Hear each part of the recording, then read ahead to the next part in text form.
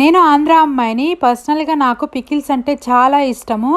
Japan వచ్చిన కొత్తల్లో ఒక 1 ఇయర్ పాటు నాకేం చేయాలో అర్థం కాలేదు. అంటే ఇక్కడేం పికిల్స్ దొరకవు గదా!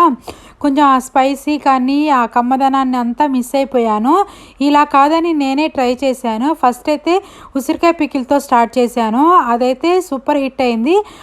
అప్పటినుంచి స్లోగా అన్ని పచ్చళ్ళైతే పెట్టడం స్టార్ట్ చేశాను. ఒక 3 మంత్స్‌కి సరిపడా ఒక పచ్చడి పెట్టేదాన్ని. అదయిపోయిన తర్వాత వేరే పచ్చడి పెట్టుకునేదాన్ని.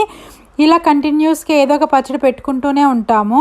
అంటే కొంచెం సాల్టు, కొంచెం కారం ఇవన్నీ తక్కువైపోయినా కానీ మనం లాస్ట్‌లో చూసుకొని వేసుకోవచ్చు. ఒక ఇంట్లోకి సరిపడా అయితే పచ్చళ్ళైతే ఎప్పుడు పెడుతూనే ఉండేదాన్ని. ఇప్పుడైతే పండుమిర్చి పచ్చడి చేస్తున్నాను. కొంచెం సాల్టు అలాగే చింతపండు యాడ్ చేసి దాన్ని జాడీలోకి ఎత్తి పెట్టుకుంటున్నాను. ఇలా ఒక 10 డేస్ పాటు బయట ఉంచుతాను. ఎప్పుడు కావాలంటే అప్పుడు మనమైతే టమాటా యాడ్ చేసుకొని మంచిగా ఫ్రై చేసుకొని తినేయొచ్చు.